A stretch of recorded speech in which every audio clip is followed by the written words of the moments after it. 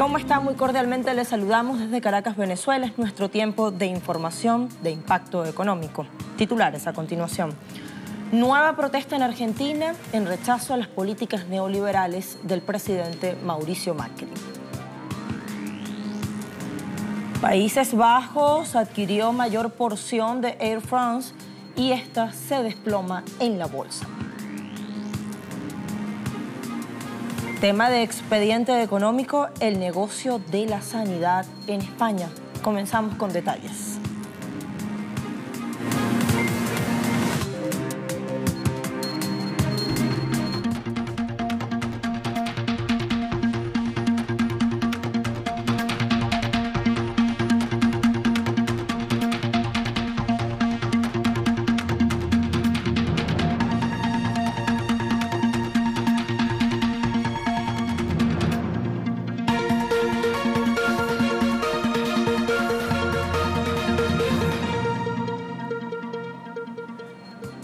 Años después de aquella rebelión popular espontánea conocida como el Caracazo, titulares como los que usted acaba de ver en nuestra pantalla sobre Venezuela son una constante, una invariable en la guerra mediática, psicológica, económica, de desgaste contra el país suramericano, que se agudiza a medida que van fracasando los planes de la derecha, que pareciera quiere reeditar una situación como la del Caracazo, paradójicamente responsable de esas medidas que desataron ese estallido. Muy a pesar de ello, agencias de noticias internacionales han llegado a la siguiente conclusión. Las estaciones de servicio en Venezuela están funcionando bien, a pesar de que algunos medios de comunicación informan que el país tiene escasez de petróleo debido a la complicada situación interna. En un recorrido por las estaciones de servicio en Ciudad Capital y al hablar con Daniel Jiménez, uno de los trabajadores de una de estas bombas, se descartó que hubiese escasez de suministro. Eso es normal porque es una estación grande, pues. Si hay una estación pequeña, como esa que está en el Céntrica, ya cuando llega ese flujo de carros, porque también hay la cuestión de las redes sociales, que se acaba la gasolina, llegan a una bomba pequeña, la vacían pues rápido. Siempre hay gasolina, siempre hay trabajo. Jiménez también se mostró contra la supuesta ayuda humanitaria que se intentó pasar de manera forzada a territorio venezolano el pasado fin de semana. Aparte que usaron para mandar cosas para acá, para Venezuela, la parte que se usaron, que es Cúcuta, eso, hay más gente más pobre que aquí que en Venezuela. Y pues se la dan a ellos. Eso ya es como algo raro, algo tal que, no sé, nunca estuve de acuerdo con eso. Los residentes de la ciudad fronteriza Cúcuta, en el departamento norte de Santander, entre Colombia y Venezuela, se mostraron a favor del diálogo que una y otra vez ha impulsado el presidente de la República, Nicolás Maduro, y reafirmaron su oposición a los intentos de interferencia externa en asuntos que son exclusivamente internos de la República Bolivariana. Pues para mí es mejor que haya diálogo, que no haya intervención, porque le afecta aquí a Colombia. Lo más probable que pensaríamos es un diálogo con el presidente Nicolás Maduro, que sería lo más importante para que se apaciguaran estas cosas y se abriera la frontera, que es lo que nos tiene perjudicado a ambos países. Cambiamos de tema, nos vamos a Argentina. Miles de manifestantes bloquearon las principales carreteras de Buenos Aires este martes para protestar por alta desocupación y políticas neoliberales del presidente Mauricio Macri, que incluyen recortes de subsidios a los distintos servicios públicos. Los argentinos promedio, que ya están luchando contra una alta inflación y una recesión económica, se han visto afectados por mayores facturas de agua, luz y calefacción, a medida que el presidente Mauricio Macri recorta, el presupuesto a la inversión social. Recortes o ajustes que están enmarcados en ese acuerdo pactado el año pasado con el Fondo Monetario Internacional, un crédito stand-by global, que le concedió al macrismo un dinero bajo la excusa de eliminar el déficit fiscal primario del país. Las protestas son comunes en Argentina. Los sindicatos luchan por aumentos salariales en línea con el rápido aumento de los precios al consumidor. La inflación a fines de 2018 fue de 47,6%, un máximo de 27 años que rompió todas las predicciones, que rompió todas las cotas históricas. para que se reformule la ley energética en nuestro país y el Estado recupere un rol rector en la producción, en la distribución y en la fijación de tarifas que tienen que estar para garantizar el derecho humano del pueblo a la energía y al agua, y no para garantizar la riqueza que se llevan al exterior las empresas transnacionales.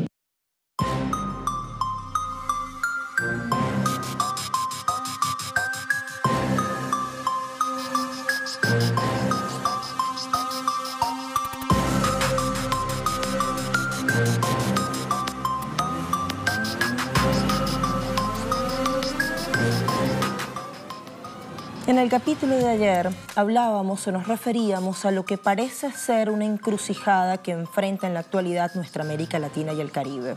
Dábamos razones, la que nos ocupa hoy está estrechamente ligada a la que mostrábamos ayer y tiene que ver con cómo Estados Unidos articula planes para frenar el ascenso de la presencia china en la región, que se da bajo términos muy distintos del relacionamiento, con Estados Unidos. Veamos. En los últimos años, Beijing, apelando a la diplomacia, ha ido ganando terreno en América Latina, una región que por décadas Estados Unidos la consideró su patio trasero y ahora quiere recuperarla con políticas coercitivas y anexionistas, por lo que no es extrañar que Estados Unidos, hoy con Donald Trump a la cabeza, venga impulsando golpes de Estado o parlamentarios en la región, así como campañas de descrédito contra líderes nacionalistas que pudieran alcanzar la presidencia en algún país. Y es que Washington cree que así pueden matar a dos pájaros de un solo tiro. Recupera esta región como colonia y además frena la expansión geoestratégica china, pero no la tiene nada fácil, especialmente cuando se hace alusión al dragón rojo.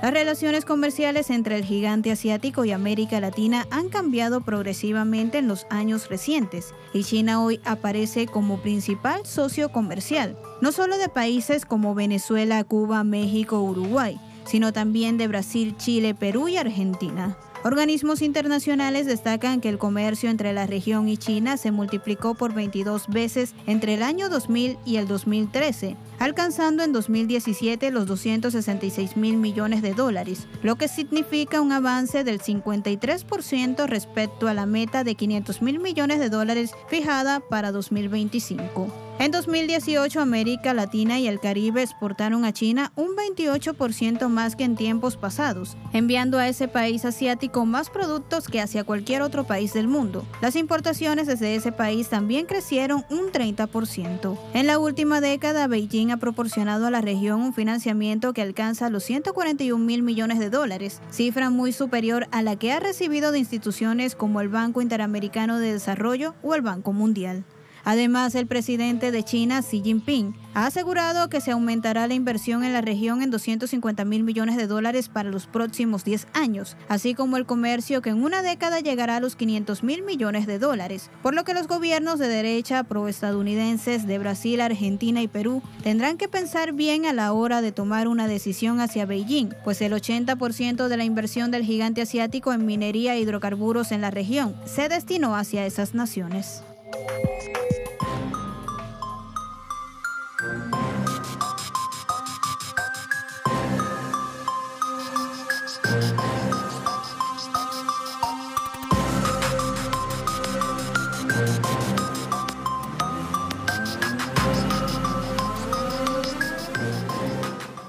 Nos alistamos para la primera pausa de esta emisión de Impacto Económico. A la vuelta les mostramos con imágenes un anticipo. Fábrica estadounidense de automóviles Ford anuncia sus planes de cerrar fábrica en Francia. Ya venimos.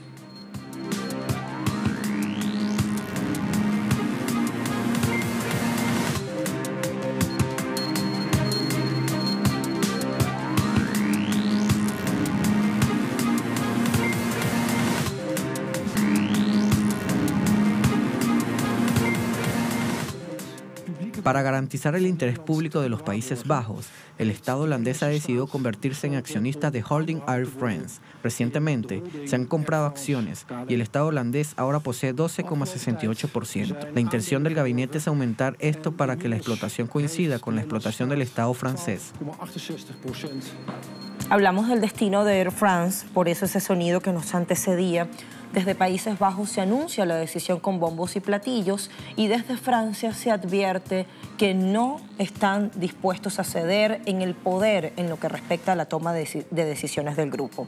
Bueno, este movimiento último no solo incomoda a los mercados, sino que reaviva la rivalidad entre ambos países que se remonta a 2004, cuando se dio la fusión entre la aerolínea de bandera de los galos, es decir, esta Air France, y la joya de la corona de los holandeses KLM.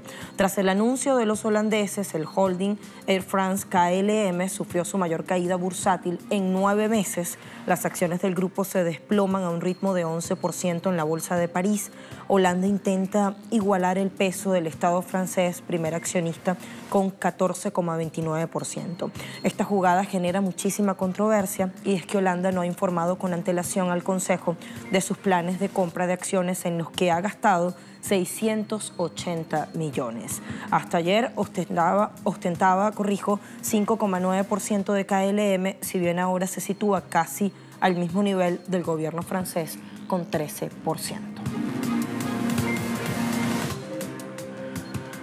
También en Francia, el fabricante de automóviles estadounidense Ford anunció sus planes de cerrar una planta que produce cajas de engranajes cerca de Bordeaux o Burdeos, al suroeste de Francia, después de que la compañía rechazó una oferta de adquisición que podría haber salvado algunos de los 800 empleos en esta localidad.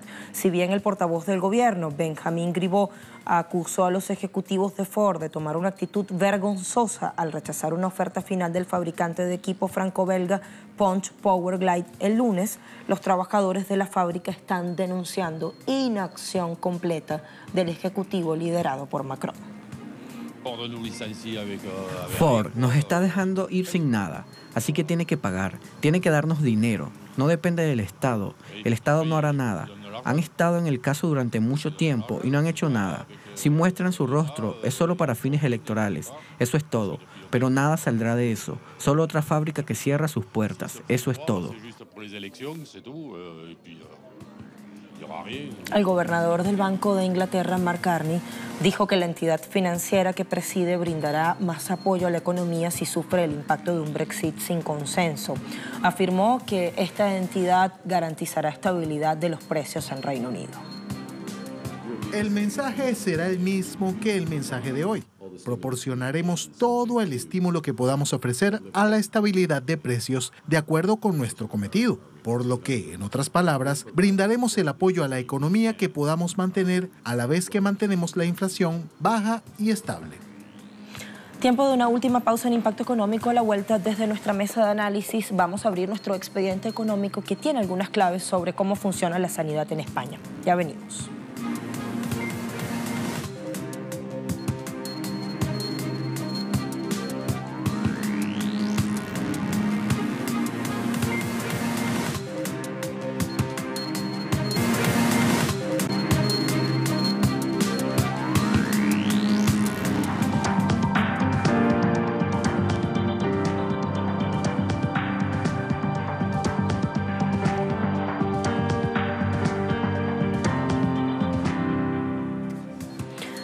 Es verdad que ha habido recuperación económica en España, como refieren algunos indicadores importantes, como el Producto Interior Bruto, inversiones, exportaciones, importaciones, incluso otros más subjetivos, como el de confianza empresarial. Sin embargo, esa recuperación indiscutiblemente se ha construido sobre sombras, porque reposa en el privilegio de unos pocos en detrimento de la mayoría. Se ha logrado favoreciendo a grupos e intereses económicos ya de por sí muy poderosos, concediéndoles cada vez más capacidad decisoria y mejores condiciones para obtener beneficios. Hay algunos informes en los cuales se puede leer que la recuperación económica en España ha beneficiado 4 veces más a los grupos de renta más alta que al 90% más pobre de los españoles. Y esa desigualdad también se hace evidente en el área de la salud. ¿De qué forma se refleja? Desarrollamos. El sistema sanitario público no consigue cerrar las heridas que le ha dejado la crisis. La cifra del dinero que se invierte en él puede ser engañosa. Ya se han recuperado los niveles de inversión de antes de la crisis, más de 73.000 millones de euros al año, desde los 65.749 en 2013, cuando tocó fondo. Pero, como sucede con las grandes variables macroeconómicas, esta recuperación aún no ha llegado al día a día del sistema. Indicadores como la lista de espera, el número de camas operativas, los ingresos hospitalarios por problemas de salud mental de la población y la percepción de los usuarios no llegan a los niveles de antes de la crisis. Los datos muestran que la sanidad suponía en 2008 el 6,1% del PIB, que en 2010 subió al 6,7% y que desde ahí ha bajado hasta el 6,26% en 2017. Curiosamente, el gasto por habitante ha variado menos en los años de la crisis, durante los que ha oscilado entre los 1.410 y los 1.577 euros de media que entre comunidades en un mismo año. En 2018, Cataluña presupuestó un poco menos de 1.200 euros. El País Vasco, casi 1.700. Todo esto ha dado alas a la desregulación de los servicios sanitarios públicos, a favorecer a pseudomercados y o mercados internos, incentivando la presencia del sector privado dentro del Sistema Nacional de Salud, aunque sea a costes exorbitantes, recortando los presupuestos públicos para deteriorar la sanidad pública, estableciendo copagos y fomentando el aseguramiento privado. En fin, segmentando la asistencia sanitaria con un sector privado que atiende a las clases altas y medias altas y estableciendo una nueva beneficencia para los sectores de asalariados con menor poder adquisitivo, parados y pensionistas. Esto, según un informe de la Universidad Internacional de Valencia, ha provocado también 3 efectos a corto plazo: la emigración, el empobrecimiento y el desempleo. Un escenario que ha disparado las alarmas, incluso de los profesionales de la salud. En el 2013, la revista médica Lancet publicó un artículo firmado por decenas de médicos nacionales y extranjeros, alertando de la pérdida de la calidad sanitaria en España. Denunciaron que mientras una resolución de la ONU instaba a los gobiernos a acelerar el progreso hacia el acceso universal y asequible a servicios de salud de calidad, el gobierno español, pasando por alto el procedimiento parlamentario, promulgó un Real Decreto para limitar el acceso a los servicios gratuitos de salud, socavando así el principio de cobertura universal, favoreciendo la exclusión. 6 años más tarde, los recortes en la sanidad pública se siguen trasladando a una política restrictiva de personal, empeorando las condiciones de trabajo, produciendo aumentos de los horarios y disminuciones salariales, lo que ha llevado a que en muchos casos se produzca una disminución efectiva de la capacidad asistencial de los centros públicos, con menor número de camas para pacientes, consultas, quirófanos, personal de guardia, entre otros. Las listas de espera benefician a la sanidad privada y sabemos de casos de personas con muy pocos recursos que han pedido préstamos al banco para poderse operar, porque en la pública ha sido imposible, están desesperados ya. Porque la lista de espera, a medida que dejan pendiente las intervenciones quirúrgicas, hay gente que ha fallecido, por ejemplo en Vallebrón 8 que están denunciados, y luego a la gente que tiene una lesión pues se le incrementan los dolores y los daños, y cuando lo operan van peor que cuando lo dejaron en lista de espera. Bueno, también preocupa a la sociedad española que desde el gobierno se intenta potenciar la idea de que el mercado es el mecanismo más eficiente de asignación de recursos en todos los órdenes de la sociedad. Tras los drásticos recortes en la sanidad pública ordenados por el PP en 2012, las pólizas de salud no han parado de crecer hasta llegar a los 11,5 millones de personas cubiertas en 2017. 1 millón más, un 10% adicional desde el gran tijeretazo. Eso supone que 1 de cada 4 españoles acude a la sanidad privada amparándose en un seguro. Hoy, 1 de cada 5 hogares tiene un seguro sanitario, con un gasto medio de 1.186 euros anuales, según datos del Instituto Nacional de Estadística. Estas pólizas tiraron del sector con un 5,6% de crecimiento. Parte de los suscriptores de esas pólizas han tenido malas experiencias en la sanidad pública. Durante los años en que se desplomó la inversión, a partir de 2012, bajó la satisfacción de los usuarios del gran paraguas público de cobertura sanitaria, al tiempo que crecían las listas de espera. Crecen los asegurados y en consecuencia crece el negocio, los ingresos. Tanto las empresas sanitarias como las aseguradoras de salud disfrutan del viento de cola y han ingresado un 16% más en los últimos 5 años. Las clínicas privadas ingresaron en 2016 6.175 millones de euros, En 2010 eran 890 millones menos, según la recopilación de datos del Observatorio Sectorial de BKD Informa. En 2017 facturaron 6.405 millones de euros, un 3,7% más que en el ejercicio anterior. En 2018, el monto llegó a los 8.520 millones, según afirman, por la ampliación y mejora de la oferta. El segmento que más aumentó fue el de convenios con compañías de seguros, tras superar los 4.000 millones, un dato que representa el 63% del volumen total. En la Fundación IDIS elevan este importe a 7.748 millones, un 4,1% más respecto a 2016. Le sigue la demanda pura, sin póliza ni seguridad social, y los conciertos públicos.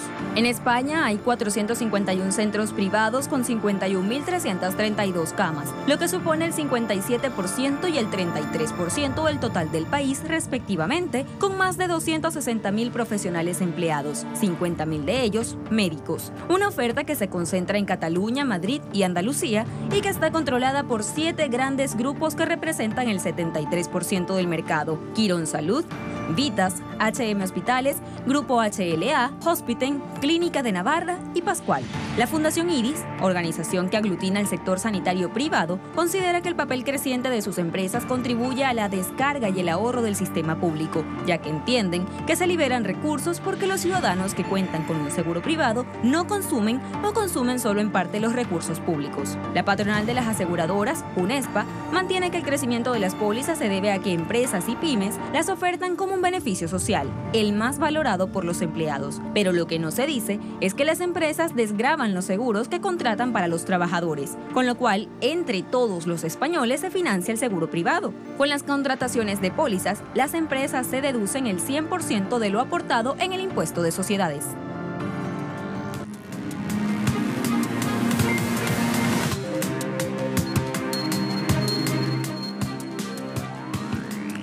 Queremos mostrar precios petroleros. El Brent ha operado en $65,70, una subida de 0,58% o en términos de dólares 0,38. Nos vamos al segundo referente, el Texas Intermedio. Allí aparece en pantalla, ha operado en las últimas horas en $56,12, una subida de 0,88. Si lo miramos en dólares, 0,49.